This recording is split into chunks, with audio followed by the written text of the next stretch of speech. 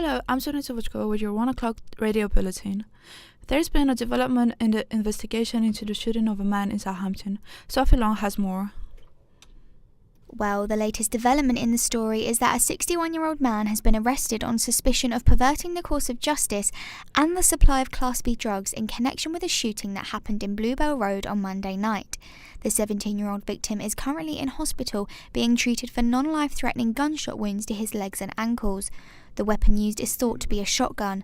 The police immediately cordoned off the area to carry out forensic inquiries and remain in the area today, making door-to-door inquiries and appealing for witnesses. Following Gatwick drone incident before Christmas where around 1,000 flights were cancelled, a new UK law has been announced to enforce and extend a no-fly zone to protect airports from chaos. The increased 5-kilometre zone will come into force on March 13th. Campaign for better transport is to reopen the waterside railway lane. There has been endless support to reopen the branch lane, which closed in February 1966. It has been prioritized as one of the top 3 lines for reopening in the country. If open to passengers, it will be a new transport link for Hyde and Marchwood residents to get in and out of Southampton. Local councillor David Harrison explains.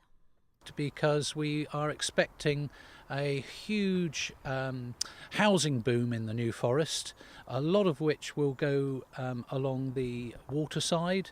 I'm sure a lot of people listening to this will be familiar with a proposed development on the site of the former Fawley Power Station, 1,500 homes, so that's a lot of extra potential users, and of course the more potential users there are of the waterside railway, the greater the financial viability of it running.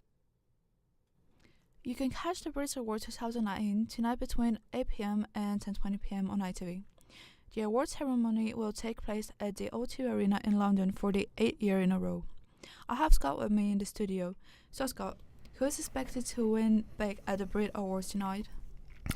Dua Lipa and Anne-Marie are both up for 4 awards, so could be taking home the most. George Ezra has 3 nominations: Male Solo Artist, Album of the Year and Best Single. Indie bands nominated are Bristol's Idols as a breakthrough act and Swedish folk duo First Aid Kit up for Best International Group, whilst Eminem and Brockhampton, Macklemore and Drake all received nominations for their efforts in creating rap. Why is there some controversies surrounding tonight's show? Because it is no secret that the popular music industry has a hypersexualised motif which can cause the industry's gender inequality to rise. A study shows that since 1999, only 108 of 616 nominations for Best Single have been a woman. How's this relevant to last year's contest? As last year, Haim International Group's nominee spoke out about harassment and patriarchy they've experienced whilst making music in the music industry. So this year they've made people question that and ask when will they put an end to marginalising women in the music industry. Thank you, Scott. And finally, if you still don't have any plans for the summer, the Isle of Wight Festival is going to take place between June 30th and June 16th. You can now buy tickets which cost £145 and £160, depending on fees and availability.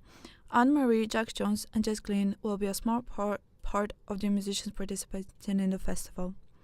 This is all from us for now. We'll be back with an update at 2 o'clock.